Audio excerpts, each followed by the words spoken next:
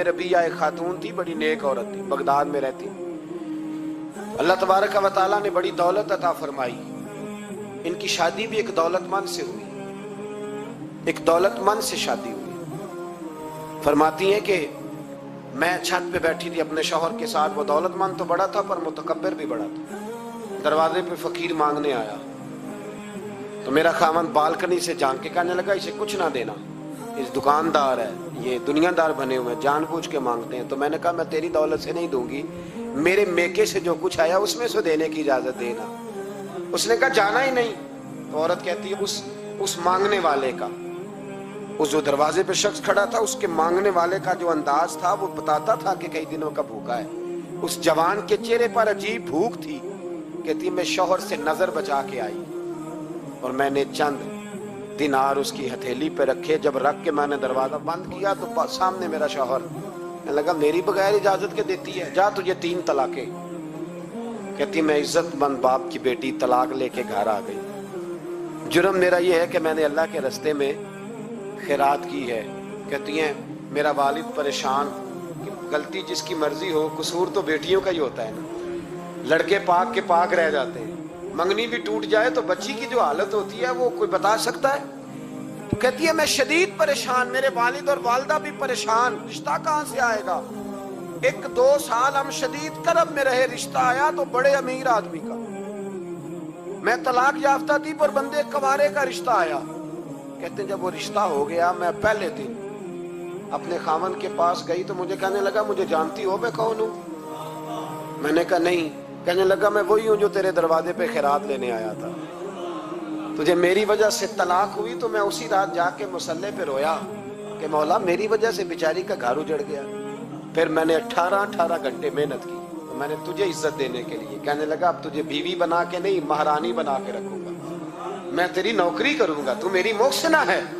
कहती है 1 साल गुजरा, मुझे अल्लाह ने बेटा भी दिया। मैं छत पे अपने शौहर के साथ बैठी, दरवाजे पे मांगने वाला आया तो मेरा शौहर सारे काम खुद करता था। आज जब मांगने वाला आया तो कहने लगा जब कोई मांगने आए तो तूने देने जाना है। कहती है मैं दरवाजे पे मांगने वाले को देने गई तो मेरी चीख निकल गई, मैं धड़ाम से गिरी। मेरा शौहर दौड़ा आया, क्या हुआ। कहने लगी पता है मांगने कौन आया, ये वही है जो मेरा पुराना शौहर था। बेपरवाही वेख सज्जन दी जिथे किसे दी पेश न जावे, उन्हें ताजा वाले दर दर रोले। ताजा वाले तख्त ताज वाले, ताजा वाले दर दर रोले ते मंगते तख्त बिठावे।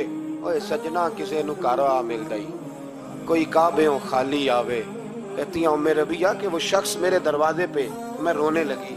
दौलत का तकब्बुर करते हैं लोग। गरीब दरवाजे पे खड़ा है तो कहते हैं तुम कमाते नहीं, मुझसे भीख मांगने आ जाते हो। दौलत का तकब्बुर, खबरदार इस तकब्बुर में मुब्तला ना होना। लोग तो आप यकीन करें फतवे लेते फिरते हैं, कहते हैं ऐसे ही जनाब ज़कात तो उसकी बनती है जो टैक्स ना दे, ज़कात तो उसकी बनती है जिसके पास मुलाजम ना हो। तो ऐसे मौलवियों ने सुनो, हजरत मूसा के चचा का बेटा था कारून, हजरत मूसा की दुआ से दौलत मिली। इतना दौलतमंद हो गया कि खजानों की चाबियां 4 ऊंट उठाया करते। हजरत मूसा ने कहा कि 1000वां हिस्सा ज़कात फर्ज हुई है। कितना हिस्सा? 40वां नहीं, 1000वां हिस्सा ज़कात दे। कहने लगा देता हूं। घर जाके हिसाब किया तो परेशान हो गए, इतने पैसे देने पड़ेंगे। परेशान जब आते हैं तब नहीं परेशान होते, इतने आ गए मेरे पास, देने पड़े तो कहने लगा हो इतने पैसे। हजरत मूसा ने कहा दे, तो कहने लगा जनाबे मूसा वैसे महंगा नहीं पड़ा आपने रखा खर्चा। आप फरमाने लगे मेरा हुक्म नहीं, हुक्म मेरे 40वां नहीं था। कौन सा हिस्सा था बोलिए? मुसलमानों का कितना है? सारे सही देते हैं ज़कात? कहते मैं थोड़ी थोड़ी देता रहता हूं। मैं साल में मैंने थोड़ी थोड़ी बांट दी है। कुछ उनको दिया जो मुझे वोट देंगे, कुछ उनको दिया जो गाहे गाहे मेरे घर का कोई काम कर देंगे, मैंने बांट दिए। एक ज़कात दे रहा है कि सियासत कर रहा है तू? ये कौन सा तरीका है? ये कौन सी तबीयत है? मजमून भेजा एक दोस्त ने, एक बच्ची बड़ी मुश्किल से मैट्रिक उसने किया है, तो कोई अमीर आदमी उनके घर में पैसे दे गया इस रमजान में। हैदराबाद के करीब किसी गांव की रहने वाली, तो बच्ची अगले दिन जाके सारा कुछ उनके घर दे आई है। सारा कुछ दे आई है। क्यों? कि वो बच्ची कहती है मैं यतीम हूँ, मैं 1.5 साल की थी और मेरा भाई अभी पैदा नहीं हुआ था जब मेरा वालिद फौत हो गया, तो मेरे चचा ने धक्के दे के निकाल दिया। मेरी माँ ने बर्तन धो धो के हमें पाला और मेरी माँ ने हमें पढ़ाया, शदीद मेहनत की। तो कहती है कल एक दुनियादार आया, उसने कहा मैंने राशन देना है, जबरदस्ती हमारे घर आया, गरीबों को देना है। कहती है मेरी माँ ने कभी हमारे सामने दुख नहीं अपना खोला कि मैं बड़ी गरीब हूँ, मैंने जवानी तुम्हें, लेकिन क्या अजीब मंजर है कि उसने एक तोड़ा दिया राशन का, तो सवेरे जब मेरी अम्मा जोर के बाद काम करके आई है तो रो रही थी। मैंने पूछा अम्मा क्या हुआ? तो कहने लगी बेटे 4 अखबारों में मेरी तस्वीर लगी है, 4 अखबारों में। मुझे क्या पता उसके पास कितने मोबाइल थे, कितनी तस्वीरें खींचता रहा। तो वहां रख के कहने लगी चचा हमने बड़ी रातें बगैर पंखे के गुजारी है, कई दिन बगैर रोटी खाए गुजारे, पर हमने अपना पर्दा नहीं खोला। तू एक आटे का थैला दे के हमारा पर्दा खोल गया। 4 अखबारों में रख अपना सामान और सवेरे अखबार में ये खबर भी जरूर छपवा देना कि वो वापस कर गए। ये खबर भी सवेरे अखबार में जरूर छपवा देना कि वो आटे का थैला वो वापस कर गए, ये खबर छपवा देना। फिर वो बच्ची अपनी माँ की इज्जत के लिए गई और जाके प्रेस क्लब में उसने 4 अखबारों को कहा कि मैं आटा वापस कर रही हूँ, अब तुम्हारी जिम्मेदारी है कि तुम लोगों को बताओ कि वो थैला आटे का। शर्म नहीं आती? मैं इज्तिमाई शादियों की मुखालफत करता रहता हूँ। दिल करता है तुम्हारा कि तुम्हारी बेटी और तुम्हारा दामाद बिठाया जाए स्टेज पे और कहा जाए खैरात में इसकी शादी हो रही है, अखबारों में तस्वीर आए, किसी गरीब की बच्ची की शादी कर दिया तो बोर्ड लगवा दिया 30 इज्तिमाई शादियां। वो तमाशा है? गरीबों की बेटियां तमाशा बनाने के लिए है? अगर किसी गरीब की बच्ची की खिदमत कर दिया तो उस तरह कर जिस तरह हुसैन के बेटे इमाम ज़ैनुल आबिदीन किया करते। यहाँ कोई काम कर रहा था तो कुछ मिट्टी ज्यादा लग गई है, तो आप जितनी मर्जी जतन करें वो किसी को मिलने के लिए तैयार क्यों? वो इसलिए कि वो समझता है जब तक सफाई ना हो बंदा अपने आप को खुद आसानी में महसूस नहीं करता। मेरी बात की समझ आ रही है आप हजरात को? जिसका बटन टूट जाता है ना महफिल में, उसकी सारी तवज्जो महफिल पे नहीं होती, अपने बटन पे ही होती। हालांकि कोई भी नहीं देख रहा, किसी को पता भी नहीं, लेकिन वो बार बार गौर करता है कि यार एक बटन मेरा काम है, किसी की नज़र पड़ेगी तो कोई क्या सोचेगा। और घर जाके भी वो परेशान होता है कि तुमने ये क्या मेरे साथ सलूक किया, आज मुझे वो वाली वेस्टकोट दे दी जिसके 3 बटन ही कोई नहीं थे। मेरी बात को समझिएगा। ये और आप जितने मर्जी बड़े हैं, आप अपने आप को बड़ा महसूस नहीं करते। कपड़े अनधुले पड़े थे, धोने वाले थे, हुजूर घर तशरीफ ले आए। अल्लाह के रसूल सल्लल्लाहु अलैहि वसल्लम ने फरमाया आयशा इन्हें धो डालो। कपड़े जब धुल जाते हैं तो अल्लाह की तस्बीह करने लग जाते हैं। ये जब धुल जाते हैं तो अल्लाह की तस्बीह करते हैं। सफाई एक बड़ा ज़रूरी काम है और नबी पाक सल्लल्लाहु अलैहि वसल्लम ने इसको पसंद किया है। एक शख्स हुजूर के करीब से गुजरा तो उसने बिखरे हुए उसके बाल थे और बड़े उसके परागंदा हालत थी। कुछ लोग आर्टिफिशियल दरवेश भी बन जाते हैं, मेकअप करके भी दरवेश बन जाते हैं, यानी बिला सारा कुछ घर में पड़ा है लेकिन कहते नहीं मैं दरवेश हो गया हूँ। तो इसको भी शरीयत पसंद नहीं करती। तो सियासता के अंदर ये रवायत मौजूद है कि नबी करीम सल्लल्लाहु ताला अलैहि वसल्लम के पास से वो शख्स गुजरा तो हुजूर ने बुला लिया और बुला करके फरमाया ये क्या हाल बनाया हुआ है, तेरे कपड़े किस तरह के, कंघी क्यों नहीं की? तो उसने उसकी हुजूर बस वो सरकार फरमाने लगे तेरे ऊपर तो अल्लाह का बड़ा फजल नहीं, बड़ी खैर नहीं, रब ने बड़ा माल अता की। हुजूर बिल्कुल है।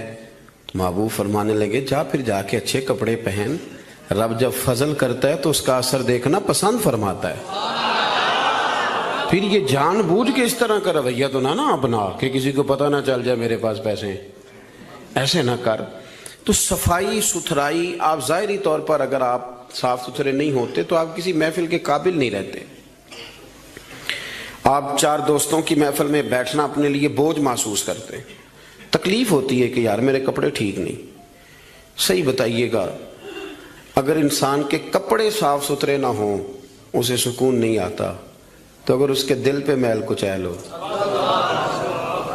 बहुत सारे लोग कहते हैं मुझे सुकून नहीं, لیکن ہم ڈرتے ہیں نا، ہم ان کو بتا نہیں سکتے، ڈرتے ہیں۔ بے سکونی کی کچھ وجوہات ہوتی ہیں، کچھ سبب ہوتا ہے۔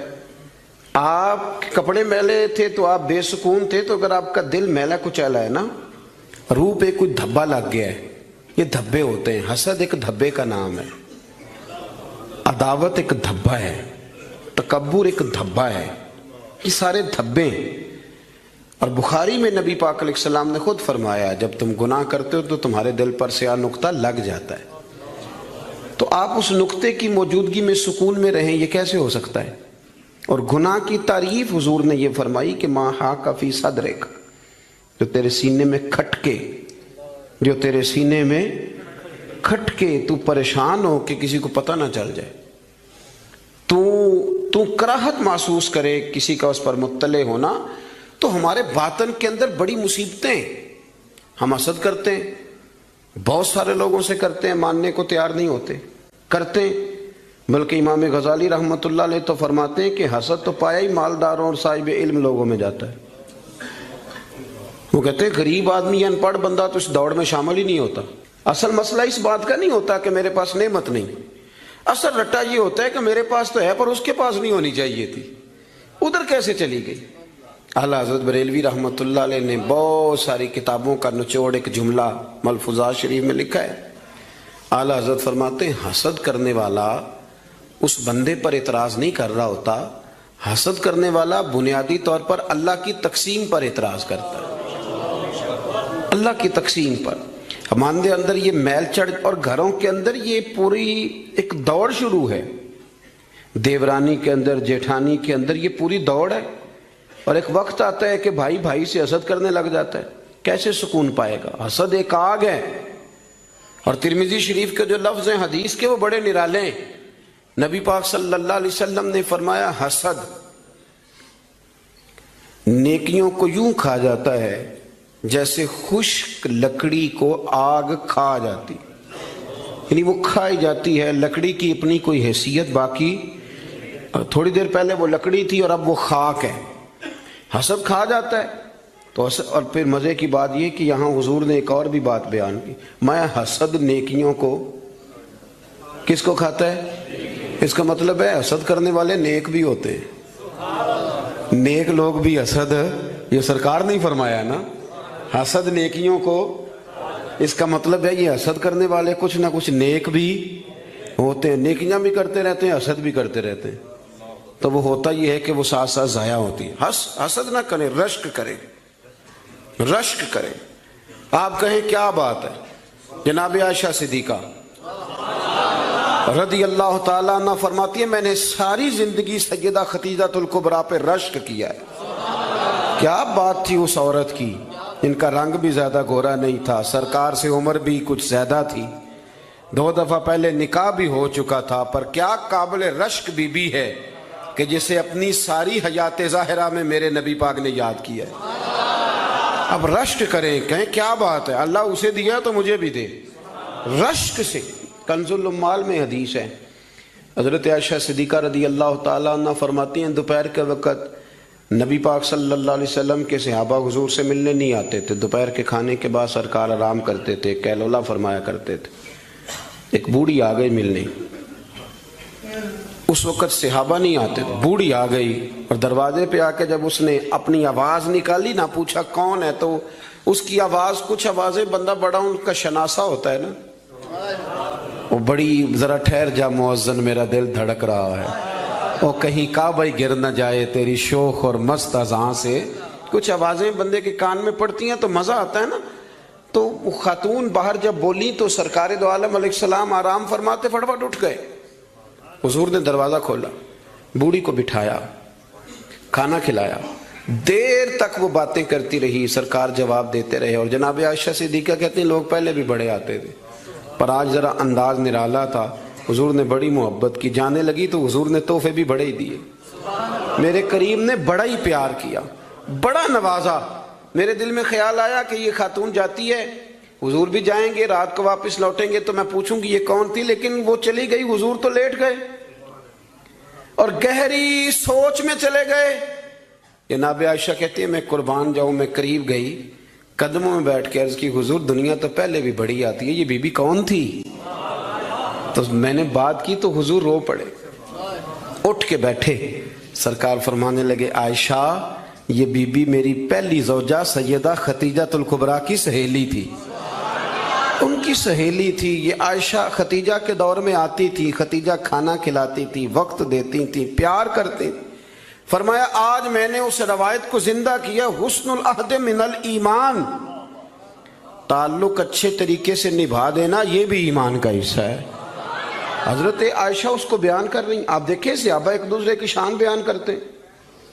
حضرت عائشہ صدیقہ سے پوچھا گیا، بخاری مسلم دیکھیے، توجہ ہے میری بات پر؟ حضرت عائشہ صدیقہ سے کسی نے پوچھا نبی پاک صلی اللہ علیہ وسلم کو سب سے زیادہ پیارا کون؟ جناب عائشہ صدیقہ سے پوچھا سب سے زیادہ پیارا کون؟ تو جناب عائشہ کہنے لگی یہ صاف ستھری بات ہے، سیدہ فاطمہ الزہرا۔ اس شخص نے فوراً پوچھا، مشکات دیکھیے اٹھا کے، اس نے پوچھا جی مردوں میں؟ تو آپ نے فرمایا فاطمہ کے شوہر علی المرتضیٰ۔ فوراً ایک دوسرے کی شانیں بیان ہو رہی ہیں، ایک دوسرے کی عظمتوں کا تذکرہ ہو رہا ہے۔ مولا علی شیر خدا کرم اللہ تعالیٰ وجہ الکریم فرمایا کرتے تھے میں تمہیں بتاؤں سب سے بہادر کون ہے؟ حضور بتائیے، فرمایا ابو بکر صدیق۔ فرماتے وہ بدر کی رات جب حضور کے چھپر شریف کا پہرا دینا تھا، چھپر کا پہرا دینا تھا حضور کے چھپر شریف کا، تو بڑا مشکل کام تھا کون وہاں کھڑا ہو، تو فرماتے ہیں لوگ ابھی سوچ رہے تھے کہ وہاں کون جائے گا، سوچ رہے تھے کہ کون جائے گا، لیکن ابو بکر تلوار لے کے کھڑے ہو گئے، کہنے لگے کوئی اور کیوں جائے گا، میں حضور کے اس چھپر شریف کی پہرے داری کروں۔ تو ایک دوسرے کی تعریفیں کر رہے ہیں، ایک دوسرے کی فضیلتیں بیان کر رہے ہیں، یہ رشک کرتے تھے۔ اسد ہمارے ہاں نا کار تعریف ہی رہے ہوتے ہیں، پر وہ ہلکا سا نچوڑے تو اندر سے اسد نکلنا شروع ہو جاتا ہے، لمبا بھی نہیں نچوڑنا پڑتا، بس ہلکا سا کہتے ہیں باقی تو ساری باتیں ٹھیک تھیں، لیکن آپ نے دیکھا ہے آنے جانے میں نخرہ کتنا تھا، بس وہ نکل آیا، وہ نچوڑ لیا، وہ گیا کام سے، سارا کچھ ختم ہو گیا۔ وہ ایک بات نے طے، حسد نہیں کرے، آپ کو تکلیف دے گا، آپ اذیت میں آئیں۔ پھر ایک اور بیماری ہے جس کا نام تکبر ہے۔ یوں جھک کے ملنے کا نام عاجزی نہیں، بلکہ حضرت سعدی فرماتے ہیں میں نے بڑے جھکے ہوئے دیکھے ہیں، گردن جھکی ہوئی ہے، دل بڑا اکڑا ہوا ہے۔ فرماتے ہیں یہ ان کی ادا ہے، یہ ادا بھی تجھ کو ہی زیب ہے، تیری عاجزی بھی فریب ہے۔ تو کہیں کہیں نا لوگ اس طرح بھی کرتے ہیں۔ عاجزی تو دل کا نام ہے کہ آپ کے اندر اخلاص کتنا ہے، آپ کتنے جھکے ہوئے ہیں، آپ کس قدر پیار کر۔ بہت سارے لوگوں میں تکبر ہے، مجھے مانو، مجھے تسلیم کرو۔ اور میں آپ کو کیا بات بتاؤں دنیاوی لوگوں کی، میں تو دینی محفل میں دیکھتا ہوں، یہ کوئی علاقے کا چودھری اگر کسی محفل میں آ جاتا ہے تو گردن اونچی کر کر کے نقیب کو دکھاتا ہے کہ میں پیچھے بیٹھا ہوں حالانکہ میں چودھری ہوں، تو اونچی کر کر کے گردن، عادت پڑ گئی نا سٹیج پہ بیٹھنے کی، پیچھے مزہ ہی نہیں آتا۔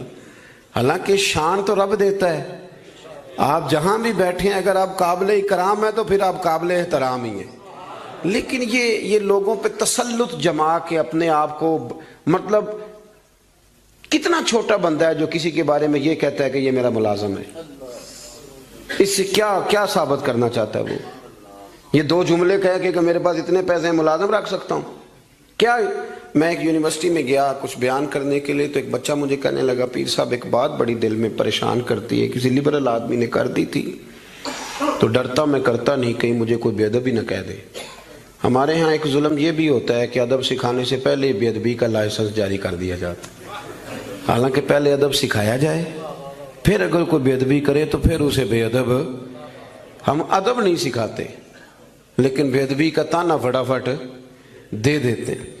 میں نے کہا جناب آپ پوچھیں، اگر مجھے جواب آتا ہوا تو میں بتا دوں گا، نہیں تو میں کسی سے پوچھ کے بتا دوں گا، آپ بتائیے۔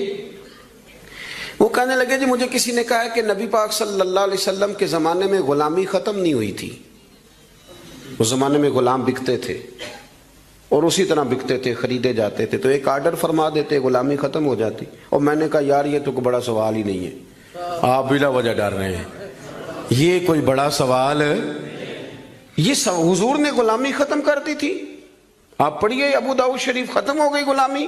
توجہ ہے میری بات پر؟ ادھر دیکھا جی میری طرف، حضور نے غلامی ختم کر دی, غلامی رہی نہیں. کہنے لگے وہ کس طرح؟ میں نے کہا ابو داؤد شریف پڑھ لیں. حضرت ابو ذر غفاری رضی اللہ تعالیٰ عنہ فرماتے ہیں کلمہ پڑھنے آیا, جب واپس جانے لگا تو حضور نے بڑی نصیحتیں فرمائی. ان میں سے ایک نصیحت حضور نے یہ کی, ابو ذر یاد رکھنا تمہارے غلام تمہارے بھائی ہیں. غلام تو وہ رہے نہیں, انہیں تو مدینے والے رسول نے بھائی بنا دیا ہے. آپ کو کس نے کہا وہ غلام ہے؟ وہ غلام, میں سیاستہ کی روایت پیش کر رہا ہوں. فرمایا تمہارے غلام تمہارے, ادھر دیکھیں میری طرف, تمہارے غلام تمہارے بھائی ہیں. اور نبی کریم نے فرمایا جس طرح کا خود کھانا اسی طرح کا انہیں کھلانا, جس طرح کا خود پہننا اسی طرح کا انہیں. غلام غلام رہے گا جب وہ آپ کے جیسے کپڑے پہنے گا. آپ وہ الگ بات ہے کہ جتنا مرضی وہ ہیومن رائٹس پہ بات کرے, انسانی حقوق کی تنظیمیں چلائے, غلام کو ملازم کو اس طرح کی روٹی نہیں کھلاتا جس طرح کی خود کھاتا ہے, اسے اس طرح کے کپڑے پہناتا نہیں جس طرح کے خود پہنتا ہے. لیکن نبی پاک علیہ السلام نے یہ اعزاز فرمایا جس طرح خود کھانا اسی طرح انہیں کھلانا, جس طرح کا خود پہننا اسی طرح کا انہیں پہنانا. اور حدیث کا آخری جملہ یہ ہے کہ سرکار فرمانے لگے ان کی طاقت سے زیادہ ان پر بوجھ نہ ڈالنا, اور اگر کبھی انہیں کوئی ایسا کام بتاؤ جو ان کی طاقت سے زیادہ ہو تو پھر اس کام میں ان کی مدد بھی کرنا. مجھے بتلائیے, غلام تو غلام رہے نہیں, حضور نے تو سیٹ ہی ختم کر دی, انہیں بھائی بنا دیا ہے. وہ تو سیٹ ہی ختم ہو گئی, تو آپ یہ کیسے کہہ سکتے ہیں کہ غلامی ختم نہیں ہوئی؟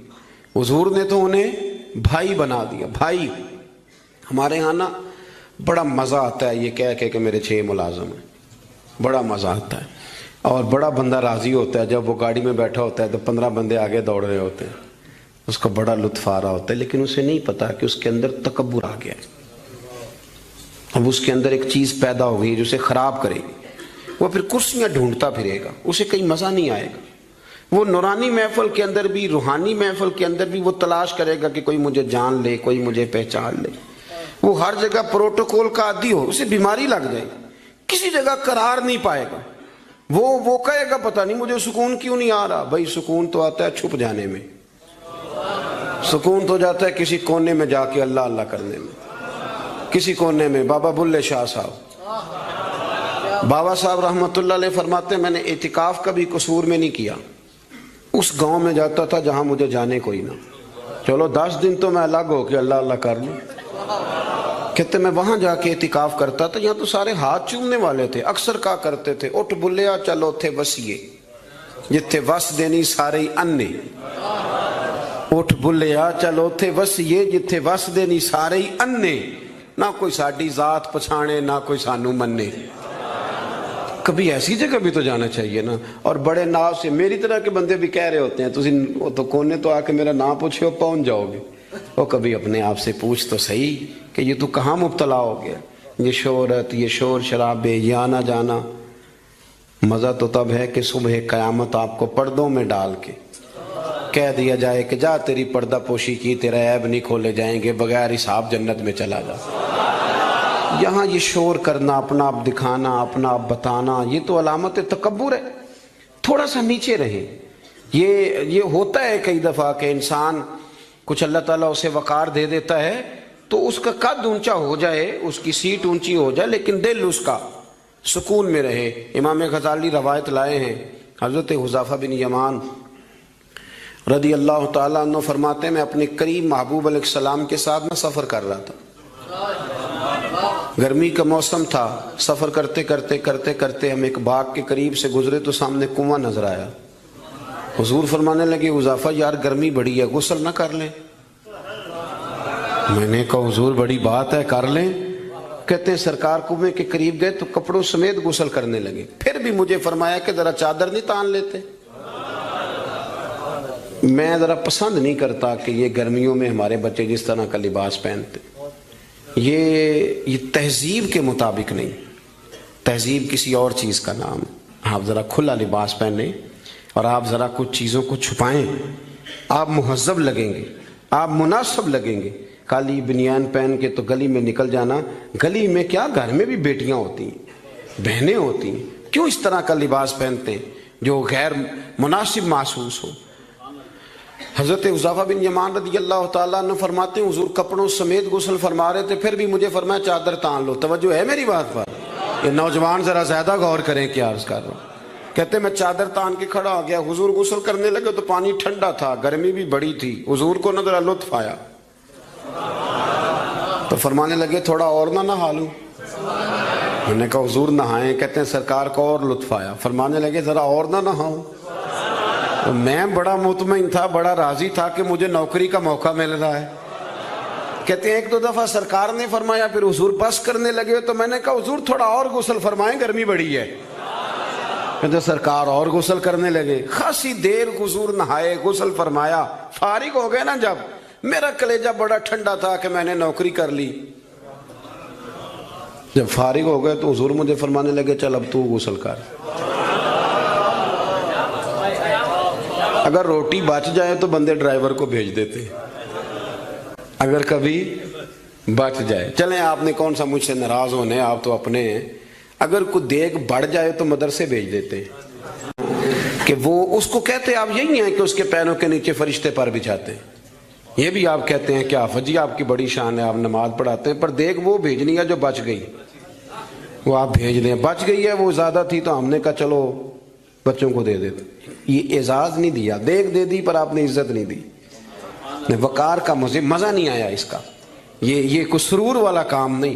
میرا ایک دوست مجھے ایک دن کہنے لگا حضرت جی اگر کوئی ٹائم ملا نہ نکلا تو میں آؤں گا۔ میں کہ یار نہ آئیے دا کوئی مزہ ہے، ساڑھے کو تو ٹائم کٹ کے آنا یار، حد ہو گئی۔ تو کہے کہ میں بڑا مصروف ہوں پر آپ حکم تو کرے، میں سویرے ہی آیا۔ یہ کیا بات آپ نے، اسی کو بچے کچھ ٹائم آ لیا ہمارے پاس، تو آ تھوڑا سا سارا کچھ چھوڑ چھاڑ کے پتہ چلے کہ تو آیا ہے۔ میری بات کی سمجھ آ رہی ہے میرے عزیز؟ بات کو سمجھنا ہے آپ نے۔ حضرت حذیفہ بن یمان رضی اللہ تعالیٰ عنہ فرماتے ہیں کہ جب حضور غسل فرما چکے تو کہنے لگے اب تو غسل کر۔ کہتے ہیں میں غسل کرنے لگا تو سرکار نے فرمایا چادر مجھے دینا، میں تان کے کھڑا ہو جاؤں۔ یعنی نبی کریم کی بات کر رہا ہوں۔ وہ ساری زندگی پیر صاحب نوکری کراتے رہتے ہیں، مرید پہ چڑھ جائے نا قرضہ تو کہتے ہیں اس کا ذاتی معاملہ ہے۔ تو جب تیرے گھر جھاڑو دے رہا تھا پھر نہیں ذاتی معاملہ تھا؟ تھوڑی تو بھی پیار کر لے، کبھی تو بھی ان کے ساتھ کہہ۔ وہ میرے ایک دوست ہیں پیر صاحب، تو عرس پہ میں گیا ہوا تھا تو ان کا بچہ وہ اپنے بیٹے سے پوچھتے ہیں کہ پتر وہ دال والا جو دیگ ہے وہ گرم ہی ہے نا؟ کہنے لگا ابا جی بس ٹھیک ہی ہے چل جائے گی، یعنی گرم کرنا بھی پسند نہیں صاحبزادے کے لیے، ابا جی چل جائے گی۔ تو پیر صاحب نے بڑا اچھا جملہ کہا، کہنے لگے پتر جب تو مریدوں کے گھر جاتا ہے تو تیرے ساتھ یہ سلوک کرتے ہیں، اس طرح تو نہ کر یار، کم از کم تیرا زور لگے گا ایک آرڈر ہی کرنا ہے ذرا گرم ہو جائے۔ پر ہم سمجھتے نہیں نا چیزوں کو، الا ماشاءاللہ اچھے لوگوں کی بات نہیں کرتا۔ میرے بھائی حضرت حذیفہ بن یمان رضی اللہ تعالیٰ عنہ فرماتے ہیں قربان جاؤں کریم رسول نے چادر تان لی، میرے لیے چادر تان لی، میرے لیے۔ تو امیر حرم میں فقیر بے نوا، تو کجا من کجا، یعنی میرے لیے چادر، میں گلیاں دا روڑا کوڑا تے میں نو محل چڑھایا ہے سانیاں۔ حضور نے چادر تان لی، کرنا غسل۔ اگر مجھے گرمی لگ رہی ہے تو تجھے بھی تو لگ رہی ہے نا۔ حضرت حذیفہ بن یمان کہتے ہیں میں نے کہا حضور میں بغیر چادر کے، فرمایا نا میں کھڑا رہوں گا تو کر غسل۔ حضرت حذیفہ بن یمان کہتے ہیں تھوڑا سا غسل کر کے میں نے چھوڑ دیا، حضور فرمانے لگے نہیں اور نہا ذرا۔ کہتے ہیں میں نے عرض کی یا رسول اللہ صلی اللہ علیہ وسلم میں نہا لیا، فرمایا نہیں تھوڑا اور غسل کر۔ فرماتے میں نے اور غسل کیا، تھوڑی دیر کے بعد فارغ ہوا، میں نے کہا حضور مہربانی فرمائیں میں نہا چکا۔ تو فرمانے لگے نا بھی اتنی دیر میں نے کیا ہے، تو بھی اتنی دیر غسل کر۔ حضرت حذیفہ بن یمان کہتے ہیں میں رو پڑا، میں نے کہا محبوبہ تیرے کرم پہ قربان جاؤں، اب بس کریں، حضور میں نہا چکا ہوں۔ تو حضور فرمانے لگے حذیفہ گھر سے کٹھے نکلے تھے نا، گرمی میں ایک جیسا سفر کیا ہے نا یار، تو غسل کر، مجھے اچھا لگا یار، یہ کیا سٹیٹس ہم نے بنا لیا۔ ہم اپنوں کے بیچ بھی اسی طرح رہیں گے، ہم اپنوں کے بیچ جو ہمارے اپنے ہیں ہم ان سے بھی کبھی، میں مسجد میں بیٹھا ہوں باوضو، ابھی میں نے عشاء پڑھی ہے، کو دیانتداری سے بتاتا ہوں، میں بیمار ہو گیا تو بڑی میری ٹانگوں میں ٹائیفائڈ بخار تھا، تو بڑی سخت تکلیف میری ٹانگوں میں آئی، اذیت آئی، مجھے چلا نہیں جاتا تھا، چھڑی پکڑ کے میں چلتا تھا۔ میری اماں جی حیات تھیں، میں نے ان سے کہہ دیا کہ بڑی ٹانگوں میں درد ہے۔ تو میں سو گیا, میری آنکھ کھلی تو میری ماں میری ٹانگیں دبا رہی تھی. میری ماں میری ٹانگ, اور میری جیسے آنکھ کھلی تو میں نے جھٹ سے اپنی ٹانگوں کو سمیٹا. میں نے کہا اماں جی آپ یہ کیا کر رہی ہیں؟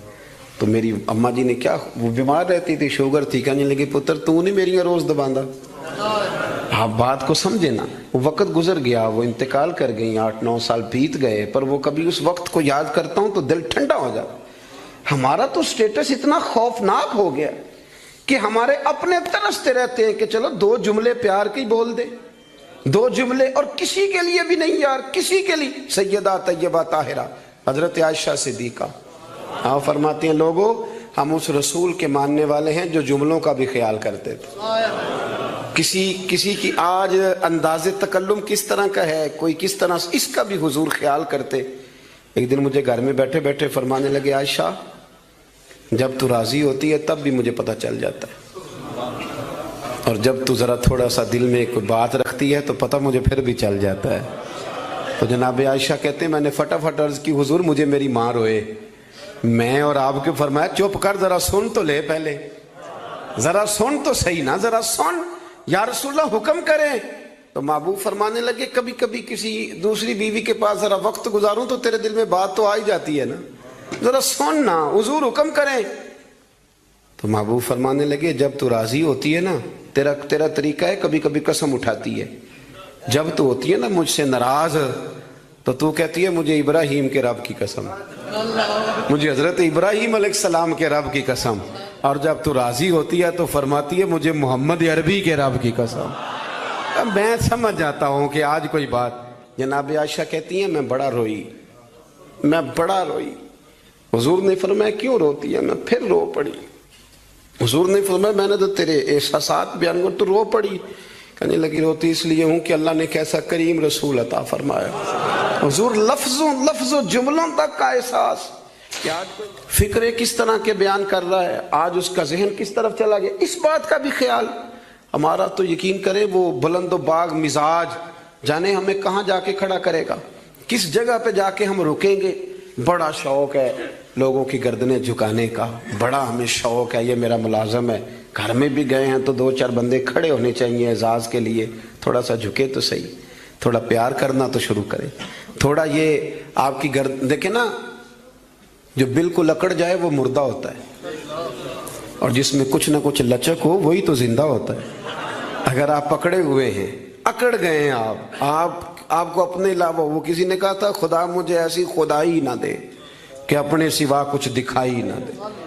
کیا لے کے جانا ہے اس دنیا سے اگر آپ چند منٹ کسی سے پیار ہی نہیں کر پائے, کسی کا احساس ہی آپ کی طبیعت میں نہیں آیا, آپ کو ذرا خیال ہی نہیں آیا کسی کی بابت, لیکن ہمارا وہ احساس کدھر گیا؟ اصل بات یہ ہے کہ اندر تکبر چھپا لیا ہے, اب وہ نکلتا نہیں, کھٹکتا بڑا ہے, تنگ بڑا کرتا ہے, بڑی آرزو ہے کہ جانا جاؤں پہچانا جاؤں, سمجھتے نہیں. مولا کائنات شیر خدا علی المرتضیٰ حضرت مولا علی کرم اللہ تعالی وجہہ الکریم کوفے میں تشریف فرما تھے تو غلام سے کہنے لگے چل ذرا شاپنگ کرنے چلے. کس سے؟ بول کے بتائیے. لے گئے ہو کبھی ملازم کو ساتھ؟ ہم تو ابا جی کو نہیں لے کے جاتے, حالانکہ ان کو کبھی کبھی لے جائیں تو انہیں بڑا اچھا لگے. کبھی کبھی والد صاحب سے کہیں نا کہ موسم بدل رہا ہو 2 جوڑے لینے چلے, ہم لے کے جائیں کبھی ان کو ساتھ بٹھا کے, ان سے کہ ابا جی آئے میرے لیے کپڑے پسند کریں. ان بیچاروں نے بوڑھوں نے کیا پسند کرنا ہے, پر آپ ساتھ لے کے جائیں گے تو ان کا دل بڑا ٹھنڈا ہوگا. لیکن یہ کام بھی ہم یاروں کے ساتھ ہی کرتے ہیں, والد کو کہاں لے کر کے جاتے ہیں. مولا علی شیر خدا غلام سے فرمانے لگے چل نا یار کپڑے خریدنے. خادم کہتا ہے میں ساتھ گیا, حضرت علی نے 2 جوڑے خریدے. فرمایا آج 2 لینے, بھی ایک تیرا ایک میرا. کہتے ایک خاصا مہنگا لیا, ایک ذرا سستا لیا. میں فوراً سمجھ گیا مہنگا آقا کا ہے اور سستا اسی طرح ہی ہوتا ہے نا, مہنگا جوڑا آقا کا ہے اور سستا غلام کا ہے. کہتے ہیں تھیلے میں کپڑے ڈالے, میں نے اٹھائے, میں غلام تھا, وہ چوک آ گیا جہاں سے مولا علی نے اپنے حجرہ نور میں جانا تھا اور میں نے اپنے گھر جانا تھا. فرماتے ہیں وہ جگہ آ گئی. شیر خدا رضی اللہ تعالیٰ عنہ فرمانے لگے کہ لیا پتر میرے والا جوڑا مجھے دے دے. لا وہ میرے کپڑے مجھے دے دے. تو کہتے ہیں وہ بڑی ڈیفینیٹ تھی بات تھی, میں نے اسی وقت نکالا مہنگا جوڑا, جناب علی کو تھمایا. تو حضرت علی فرمانے لگے یہ تو نہیں میرا. یہ باتیں مزے کے لیے سنتے ہیں صرف, اگر ان کے سننے میں اتنا مزہ ہے تو اس پر عمل کرنے میں کتنا مزہ ہوگا, یہ بھی تو کبھی آپ محسوس کریں نا. حضرت مولا علی شیر خدا فرمانے لگے یہ نہیں میرا, میرا تو وہ دوسرا ہے. وہ کہتا میں نے ایک فلسفہ بیان کیا, ایک علت بیان کی, ایک لاجک میں نے بیان کی. میں نے کہا حضور آپ مہنگا پہنے کیونکہ آپ آقا ہیں, اور میں سستا پہنوں گا کیونکہ میں. تو حضرت علی نے فوری طور پہ حکم نہیں لگایا کہ نہیں تو دوسرا مجھے دے. عالم تھے نا, تو اس نے علت بیان کی تو پہلے اس کا وہ سبب توڑا, پہلے اس کی اس بات کا جواب دیا. دلیل کا جواب دلیل سے دینا چاہیے نا, کئی دفعہ لوگ دلیل کا جواب گالی سے دینے لگتے ہیں, یہ طریقہ غلط ہے. حضرت علی سے اس نے کہا ایک علت بیان, ایک سبب بیان. کہنے لگا حضور آپ چونکہ آقا ہیں تو آپ جوڑا پہنے مہنگا, آپ کپڑے استعمال کریں مہنگے, میں چونکہ غلام ہوں تو میں استعمال کروں گا سستے. تو حضرت علی کہنے لگے تو یہ والا فلسفہ نہ بیان کر, تو میرے والا کر. میں تجھے بتاتا ہوں ایک سبب وہ والا لگا لے. یہاں وہ حکم لگا. اس نے کہا حضور وہ کون سا؟ فرمانے لگے تو سستا مجھے دے نا کیونکہ میں بوڑھا ہوں, اور تو مہنگا استعمال کرنا اس لیے کہ تو جوان ہے, اور جو جوان ہوتے ہیں وہ مہنگے کپڑے پہنتے ہیں. فرمایا یہ والا نقطہ یہاں لگا نا, یہ کلیہ یہاں استعمال کر. تو خادم کہتا ہے کہ حضرت علی نے مجھے شان بھی دے دی, اعزاز بھی دے دیا, اور مجھے بات بھی سمجھا دی. تیسری بات ہے, اس کا بھی ضرور خیال رکھیں ہمیشہ اپنی زندگی کے اندر. آپ کو سکون ملے گا, آپ کو اطمینان ملے گا. ہم نا آرام پسند بہت ہو گئے. سب سے زیادہ ہمیں پریشان وہ بندہ کرتا ہے جو ہمارے آرام میں تھوڑا سا خلل ڈالتا ہے. اسپیکروں پہ پابندی کیوں لگی بھلا؟ جھگڑے شگڑے اب کوئی نہیں ہوتے تھے, اب کہاں دور رہ گیا. اب تو صرف لوگوں کی نیند خراب ہوتی تھی, اور جو سوسائٹیوں میں رہتے ہیں نا ان کے لیے زیادہ مسئلہ تھا. ہم ذرا سا بھی اپنی نیند قربان کرنا, اپنے اوپر تھوڑا بوجھ لینا پسند نہیں کرتے. رات کو کچھ لوگوں کو جاگتے رہنا بڑا ضروری ہے. ڈاکٹر کے لیے اپنا موبائل آن رکھ کے اسے سونا چاہیے, یہ میری گزارش ہے. اس لیے کہ کسی وقت بھی کوئی مریض اس کو فون کر سکتا ہے. جو لوگ سیکیورٹی اداروں سے تعلق رکھتے ہیں ان پر ضروری ہے کہ وہ رات بھی اپنے موبائل کو آن رکھے. جن کی ذمہ داری میں کچھ لوگ ہیں, میرے پاس ایک ایسا نمبر ہے, رات بھر وہ نمبر, میرے پاس مدرسے کے بچے ہیں, وہ کسی وقت میری ضرورت پڑ سکتی. مجھے سینکڑوں دفعہ کہا ہے گھر والوں نے بھی باہر والوں نے بھی کہ آپ اس کو بند کر دیں. تو میں کہتا ہوں پھر یہاں تو مدرسہ بھی بند کرو نا, کیا ہو جائے گا. مثلا نیند تو اگر اللہ آپ کو سکون دینا چاہے تو 20 منٹ کی نیند میں نیند پوری ہو جاتی ہے, اور اگر وہ مالک بے نیاز ہے کبھی نہ سکون آئے تو سارا دن نہ بستر سے نکلے, سستی نہیں جاتی. صحیح کہہ رہا ہوں میں؟ تو تھوڑی اگر آپ اپنی نیند قربان کر لیں گے کسی کے لیے, کسی کو سکون دینے کے لیے, تھوڑی سی نہیں دیتے ہم. ہمیں تو بس یہ ہے کہ میرے لیے سارے جاگیں گے, میں نہیں اٹھوں گا کسی کے لیے. ہر آدمی ہائی الرٹ کھڑا رہے,